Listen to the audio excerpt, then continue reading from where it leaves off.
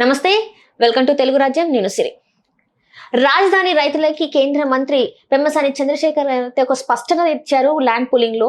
కానీ అది స్పష్టత కాదు, వార్నింగ్ అని చెప్పేసి ప్రముఖ సినీ రాజకీయ విశ్లేషకులు భరద్వాజ్ గారు అంటున్నారు. ఇంతకది ఏంటి అనేది మనకి తెలియజేస్తారు. నమస్తే సార్. నమస్తే సార్, ఇప్పుడు చూస్తే మనం ల్యాండ్ పూలింగ్ గురించి మొన్న నుంచి అంటే ఫస్ట్ దఫా అయిపోయింది, ఇది సెకండ్ దఫా ల్యాండ్ పూలింగ్ అంటున్నారు. ఏంటి సార్ ఇది? దీని మీద మళ్ళీ కేంద్ర మంత్రి స్పష్టత ఇవ్వడం, మీరేమో కాదు వార్నింగ్ అని అంటున్నారు. ఏంటి సార్ ఇది? అంటే పెమ్మసాని క్లారిటీ, రైతులు చాలామంది ఏమంటున్నారంటే మేము వాస్తు చూపించుకోవాలో ఇలా రకరకాల అంటే ప్రభుత్వానికి ఇబ్బంది కలగని పద్ధతుల్లో తమ అభ్యంతరాలను చెప్పుకునే ప్రయత్నం చేస్తున్నారు. ఇవన్నీ కాదు అని చెప్తున్నాడు ఆయన. ఇవన్నీ కాదు అంటే ప్రధానంగా ఒక ప్రాంతానికి సంబంధించి ఒక చిన్న ఏరియాకి సంబంధించి 2500 ఎకరాలు ఏదో ఇష్యూ ఉంది అక్కడ. ఆ ఇష్యూకి సంబంధించి తొందరగా సెటిల్ చేయండి అని అడుగుతున్నాడు ఆయన. అయితే ఇది కేవలం దానికి సంబంధించిన వ్యవహారం మాత్రమే కాదు, టోటల్గా వీళ్ళు మళ్ళీ అడిగినటువంటి 40,000 ఎకరాలకి సంబంధించిన గొడవ. ఈ 40,000 ఎకరాలు ఎలా జనాల నుంచి తీసుకోవాలి అనేది, జనాలు మొదట్లో ఇచ్చినట్టుగా అంటే 38,000 ఎకరాలు ఇచ్చారు ఫస్ట్ టైం. 2014లో వీళ్ళు అధికారంలోకి వచ్చినప్పుడు అమరావతిని రాజధానిగా ప్రకటించినప్పుడు కౌలు రైతులు గొడవ చేశారు, రాజధాని ఇక్కడ పెట్టడానికి కుదరదు అని. కౌలు రైతుల్ని తన్ని గెంటేశారు అక్కడి నుంచి. అయితే ల్యాండ్ లార్డ్స్ అందరూ కూడా కౌలు రైతుల కంటే గవర్నమెంట్కి ఇవ్వటం మంచిది అని అనుకున్నారు. అంటే ప్రభుత్వం పద్ధతి ప్రకారం డబ్బులు వేసేస్తుంది అకౌంట్లలో. అలాగే రాజధానిలో ఒక 200 గజాలు కమర్షియల్ ప్లాటు, ఒక 1100 గజాలు వాళ్ళకి రెసిడెన్షియల్ ప్లాటు ఇస్తానన్నారు. ఇది బాగానే ఉంది కదా ఆఫర్ అని చెప్పి చాలామంది దూకారు, భూములు ఇచ్చేశారు, అయిపోయింది, డబ్బులు పడుతున్నాయి. అయితే నెమ్మదిగా వాళ్ళకి విషయం అర్థమైంది. రెండో విడత మళ్ళీ మొన్న గెలిచినప్పుడు చంద్రబాబు గారు అలాగే దూకుతారు అనే ఉద్దేశంతో ఇంకో 40,000 ఎకరాలు ఇచ్చేయండి అన్నాడు ఆయన. ఈ ఇచ్చేయండి అన్న తర్వాత అప్పట్లాగా జనం కదలలేదు. కదలకపోగా ఇవ్వము అనే పద్ధతిలో తయారయ్యారు. ఈ ఇవ్వము అనేది కొన్ని బ్లాకుల్లో ఏం చేస్తున్నారంటే, అయ్యా మేము వాస్తు సమస్యలు ఉన్నాయి, ఇక్కడ వరకు ఇచ్చేస్తే మిగిలింది వాస్తు ప్రకారం దెబ్బతింటుంది, అందుకని మేము ఇది ఇవ్వము, ఇలా చెప్తున్నారు వాళ్ళు. అంటే మేము వాంటెడ్గా ఇవ్వమని చెప్తే మళ్ళీ ప్రభుత్వం నెగిటివ్గా తీసుకుని దాడి చేస్తుందేమో అని భయపడుతున్నారు. భయపడి వాస్తులు ఇలా రకరకాల వంకలు చెప్తున్నారు. ఈ వంకలు కాదు, మీరు ఇస్తారా ఇవ్వరా, ఇవ్వకపోతే మేమే తీసేసుకుంటాం అని చెప్తున్నాడు ఆయన. వన్స్ ఒకసారి అనౌన్స్మెంట్ వచ్చేసిన తర్వాత బలవంతంగా బయటకు గెంటేసి అయినా సరే భూములు తీసేసుకుంటాం అన్న టోన్లో మాట్లాడుతున్నారు వాళ్ళు. ఇది ప్రమాదకరం. అందుకని ఇప్పుడు రాజధాని ప్రాంతంలో గతంలో భూములు ఇచ్చిన వాళ్ళు సరే, ఇప్పుడు కొత్తగా భూములు ఇవ్వాల్సిన వాళ్ళందరూ కూడా భయపడుతున్నారు. భూములు ఇవ్వటానికి తమ ఒక రకంగా నిస్సహాయ పరిస్థితుల్లో ఉన్నారు వాళ్ళు. ఈ నిస్సహాయతని వ్యక్తం చేయలేక ప్రభుత్వంతో గొడవ అవుతుందో ఏమో అని అర్థం కాక వాళ్ళు వంకలు వెతుక్కుంటూ మాట్లాడుతున్నారు. ఇప్పుడు వంకలు కాదు, నేరుగా మీ మీద దాడి చేసైనా భూములు లాక్కుంటామని చెప్తున్నాడు ఆయన. చెప్పిన తర్వాత ఇప్పటికైనా రాజధాని ప్రాంత రైతులు మేలుకొని ఒక మాట మీదకి వచ్చి, మేము మా భూములు ఇవ్వాల్సిన అవసరం లేదు, మీరు ఏ కార్పొరేట్ కంపెనీని తెస్తారో తెండి, తెచ్చిన తర్వాత వాళ్ళతో మేము డిస్కషన్లోకి వస్తాం. వచ్చి అంటే అభివృద్ధి కోసమే కదా మీరు అడుగుతోంది. వాళ్ళు ఏం చెప్తున్నారు, ప్రభుత్వం ఇప్పుడు ఈ భూములు ఇవ్వకపోతే వీళ్ళందరూ అభివృద్ధి వ్యతిరేకులు అని చెప్తాడు ఆయనే. పెమ్మసాని చెప్తారు, వారి నాయకుడు చంద్రబాబు నాయుడు గారు కూడా చెప్తారు. అంటే అభివృద్ధి అంటే భూములు ఇస్తేనే వీళ్ళు అభివృద్ధి అవుతుందా సార్? ఎందుకంటే ఆల్రెడీ ప్రభుత్వ బిల్డింగ్లు ఉంటే సరిపోద్ది అభివృద్ధి చేసుకోవడానికి. బిల్డింగులు గొడవ కాదు ఇక్కడ, పరిశ్రమలు తెస్తాం మేము. బయట నుంచి రకరకాల కార్పొరేట్ శక్తుల్ని పిలుచుకుని వస్తాం, పెట్టుబడులు విదేశాల నుంచి పెట్టుబడులు సమీకరణ చేస్తాం. పెట్టుబడుల సమీకరణ అంటే అనేక కంపెనీలను ఇక్కడికి ఆహ్వానిస్తాం. అప్పుడు ప్రభుత్వ భూములలో పెట్టి ఇవ్వచ్చు కదా సార్ అది మరి. ప్రభుత్వ భూములు చాలినంత లేవు మా దగ్గర. ఎన్ని కంపెనీలు వస్తాయో తెలియదు, మేము వెళ్ళి పిలుపునిస్తాయి. ఫస్ట్ రావాలి కదా సార్, ఫస్ట్ కంపెనీలు రావాలి కదా సార్. అదంతా లేకుండానే మరి ప్రజల దగ్గర నుంచి వెళ్ళి బలవంతంగా మరి భూముల్ని దోచుకోవడం అనేది తప్పు కదా సార్. దోచుకోవటం, ల్యాండ్ బ్యాంక్ పెంచుకోవడం కోసం ప్రభుత్వాలు అన్ని ప్రయత్నాలు చేస్తున్నాయి. ఇప్పుడు వక్ఫ్ భూములు కూడా కేంద్ర ప్రభుత్వం లాక్కునే ప్రయత్నంలో ఉంది. అవును సార్. వాటిని కూడా ల్యాండ్ బ్యాంక్ పెంచుకోవడం కోసం చేస్తోంది ఆ పని. అందుకని ప్రతి ప్రభుత్వము ల్యాండ్ బ్యాంక్ పెంచుకోవడం కోసం ఇప్పుడు హైదరాబాద్లో హైడ్రా అని పెట్టాడు ఆయన. అవును సార్. రేవంత్ రెడ్డి గారు. ఈ హైడ్రా ప్రోగ్రాం ఏమిటి? ప్రభుత్వ ఆస్తుల పరిరక్షణ. ప్రభుత్వ ఆస్తులు ఎవరైనా ఆక్రమించుకుని ఉంటే, ఇప్పుడు పేదలు ఆక్రమించుకుని గుడిసెలు వేసుకున్నారనుకోండి ప్రభుత్వ స్థలంలో, ప్రభుత్వ స్థలమే కాబట్టి, ప్రభుత్వం అంటే ప్రజలే కాబట్టి అనుకుని గుడిసెలు వేసుకుంటే వాళ్ళ ఆర్థిక స్తోమతను పరిశీలించి వాళ్ళకి బీఫారాలు ఇచ్చి అలా చేసేది గతంలో ప్రభుత్వాలు. ఇప్పుడు ప్రభుత్వాలు అలా చేయట్లా, నిర్దాక్షిణ్యంగా గుంజి బయటేస్తున్నారు. ఇల్లు పగలగొట్టేసి వాళ్ళని గెంటేసి అక్కడ కంచె వేసేస్తున్నారు. అదే జరిగింది సున్నం చెరువు ప్రాంతంలో. వాళ్ళు ఆ ప్రాంతాల్లో ఇల్లు వేసుకున్న వాళ్ళందరినీ గెంటారు తన్ని, పొద్దున్నే వెళ్ళి. చివరికి కొన్ని ఆ లేఅవుట్లోకి అపార్ట్మెంట్లు కట్టారు. ఆ అపార్ట్మెంట్లను కూడా బద్దలు కొట్టారు. బ్యాంకు లోన్స్ ఉన్నాయి వాటి మీద. అయినప్పటికీ పగలగొట్టి ముందు బయట లాగేశారు జనాల్ని. ఆ గొడవలు అవన్నీ చూసాం ఆ టైంలో. ఇప్పుడు ఈ ప్రభుత్వ భూములు లాక్కోవటం అనేది ఒక పద్ధతి, అంటే ప్రభుత్వ భూముల్ని పరిరక్షించుకోవటం అనేది ఒక పద్ధతి, ప్రభుత్వ భూముల్ని పెంచుకుంటూ వెళ్ళటం అనేది ఇంకో పద్ధతి. ఇప్పుడు అమరావతి రైతుల దగ్గర ఉన్నటువంటి ఇష్యూ ఏంటంటే, ప్రభుత్వం ల్యాండ్ బ్యాంక్ పెంచుకోవాలనుకుంటోంది. అనుకుని మీరు భూములు ఇచ్చేయండి ముందు మాకు, ఇచ్చేసిన తర్వాత సాలిడ్గా ఎంత ఉంది అనుకుంటే మేము వెళ్ళి పారిశ్రామికవేత్తలతో మాట్లాడతాం. మాట్లాడి బాబు మీరు వచ్చి మా ప్రాంతంలో పరిశ్రమ పెట్టండి అంటాం. వాళ్ళు వచ్చి పరిశ్రమ పెడతారు, వాళ్ళకి భూమి ఇస్తాం. ఏ భూమి ఇస్తారు? వాళ్ళ దగ్గర లాక్కున్న భూమి ఇస్తారు, బాగానే ఉంది. కానీ వాళ్ళు వచ్చి ఫ్యాక్టరీ పెడతారు. దానివల్ల వీళ్ళకి వచ్చే ప్రయోజనం ఏంటి? ఈ జనాలకి అభివృద్ధి ఎవరికి? ఫ్యాక్టరీ పెట్టిన వాళ్ళకే అభివృద్ధి. ఇక్కడ ఫ్యాక్టరీ పెట్టించారని చంద్రబాబు గారు చెప్పుకుంటారు. ఈ చంద్రబాబు గారికి, పెమ్మసాని గారికి, వీళ్ళందరికీ కూడా ముడుపులు వెళ్తాయి ఏదో పద్ధతిలో. అంటే వీళ్ళకి చెందినటువంటి కంపెనీల్లో హెరిటేజ్లో షేర్లు కొంటారు వాళ్ళు, లేకపోతే వాళ్ళకి సంబంధించిన కంపెనీల్లో వీళ్ళకి వాటాలు ఇస్తారు. వీళ్ళకి నేరుగా ఇవ్వకపోయినా వీళ్ళ తాలూకా వాళ్ళకి ఎవరికో వాటాలు ఇస్తారు. అలా మీకిది మాకది అనే పద్ధతిలో వీళ్ళకి డబ్బులు ఏదో పద్ధతిలో ముడతాయి. కానీ ఈ భూమి ఇచ్చినటువంటి రైతుల పిల్లలకి అక్కడ ఉద్యోగాలు దొరుకుతాయా దానిలో అనేది ప్రశ్న.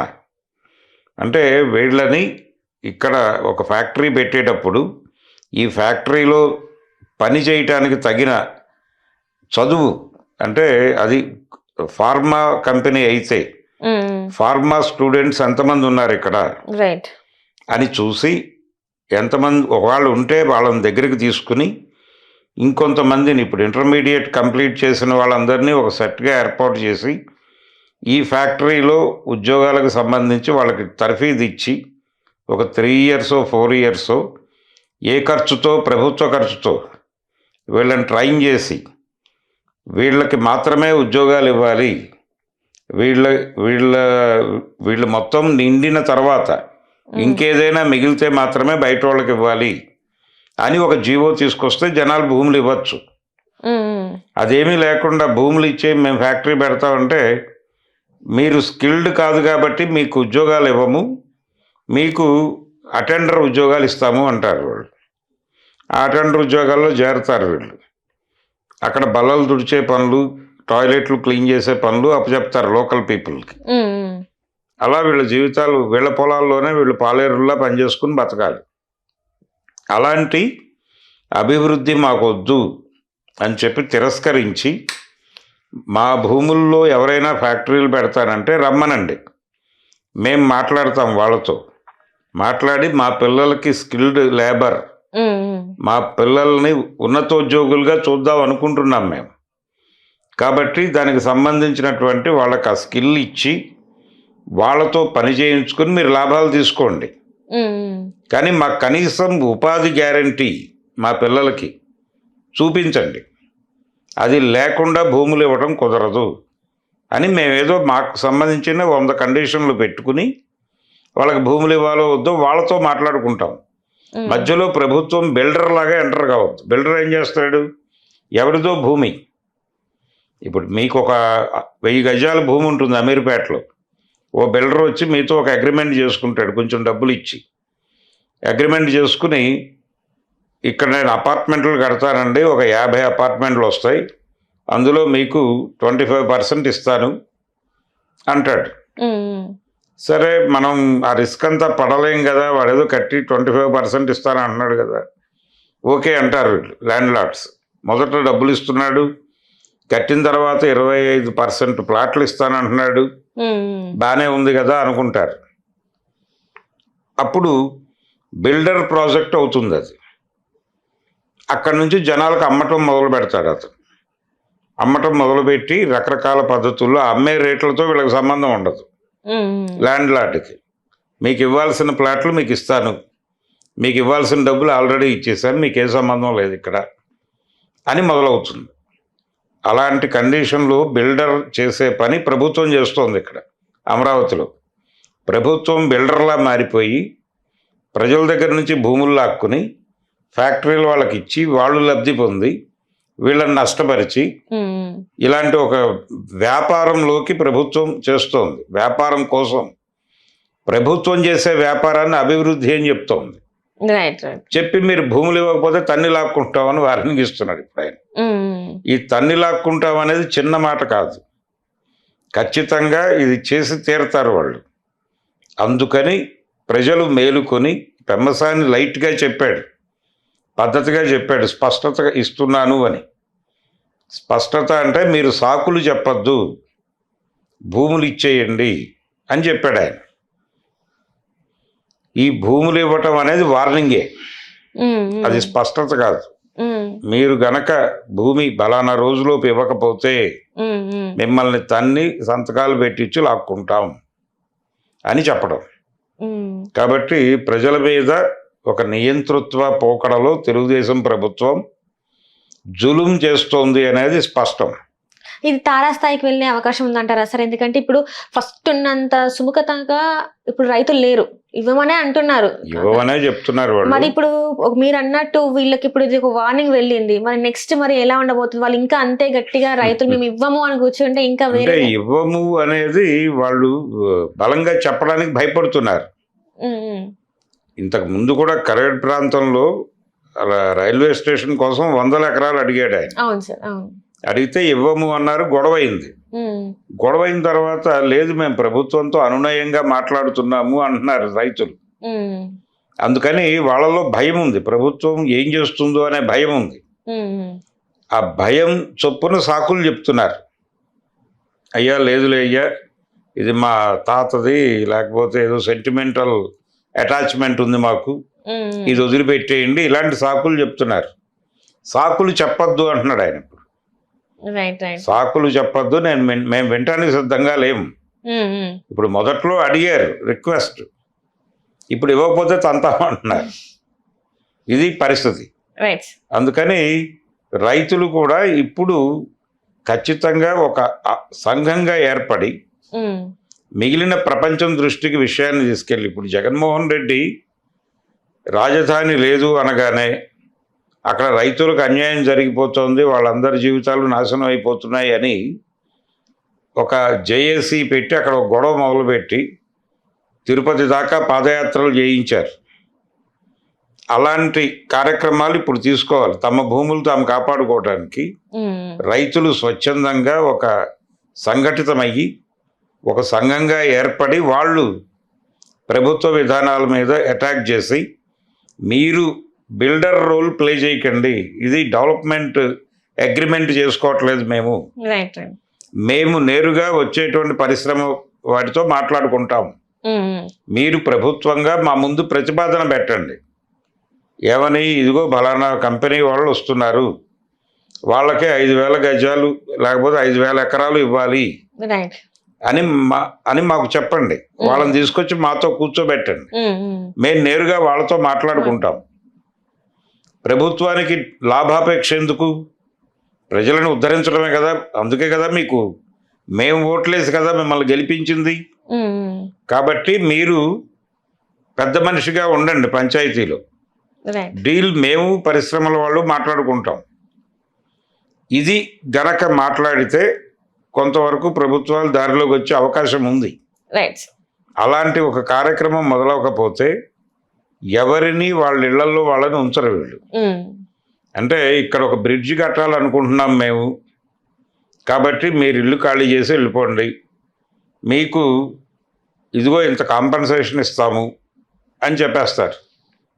ఇలా ఎవరికి భద్రత లేకుండా పోతుంది. ఏదో మారుమూల ఊళ్ళో మా మానాన్ని మేము బతుకుతున్నాం ఒక ఇంట్లో అని చెప్పి ఒక ముసలి దంపతులు అనుకుంటే, సడన్గా పొద్దున్నే ఒక ప్రభుత్వ అధికారి వచ్చి తలుపు కొట్టి, అమ్మాయి ఇక్కడ ఏదో పవర్ ప్రాజెక్ట్ వస్తుంది కాబట్టి ప్రభుత్వం ఈ భూమి కేటాయించాలని అనుకుంది, మీకు కాంపన్సేషన్, మీరు ఈ భూమిని మార్కెట్లో అమ్మితే 50 లక్షలు వస్తుంది, ప్రభుత్వం మీకు 25 లక్షలు డిపాజిట్ చేసి దానిలో షేర్లు ఇస్తుంది, కాబట్టి మీకు జీవితాంతం డబ్బులు వస్తాయి అని చెప్పేసి లాగేసుకోవడానికి గ్యారంటీ లేదు. ఇప్పుడు ఇలాంటి దారుణమైన పరిస్థితుల్లో ప్రపంచం ఉంది. సొంత ఆస్తి కలిగి ఉండే హక్కు రాజ్యాంగం గ్యారంటీ ఇచ్చింది. ఆ హక్కుని రద్దు చేసి ప్రజల ఆస్తులని లాక్కోవడానికి సిద్ధమవుతోంది ప్రభుత్వం. ఆ సిద్ధం అవటం అనేది స్పష్టత కాదు, అది వార్నింగే లాక్కుంటారు. కాబట్టి ప్రజలు పెమ్మసాని గారి స్పష్టత ప్రకటనని వార్నింగ్గానే చూసి రియాక్ట్ అవ్వకపోతే నిజంగానే వార్నింగ్ లాగా వచ్చి లాక్కునే ప్రమాదం అయితే ఉంటుంది. కాబట్టి ప్రజలు మేలుకోవాల్సినటువంటి అవసరం ఉంది. Thank you so much sir. Thank you. Hello, Telugu రాజ్యం ఛానల్ చూస్తున్నారా? సామాజిక రాజకీయ జీవన చిత్రణే తెలుగు రాజ్యం. అతిశయోక్తులు అసత్యాలు ఉండవు. రాజకీయ కోణం కాదు, ప్రజా కోణమే కొలబద్ద. తెలుగు రాజ్యం వీక్షణ మీ ఉత్తమ అభిరుచికి నిదర్శనం.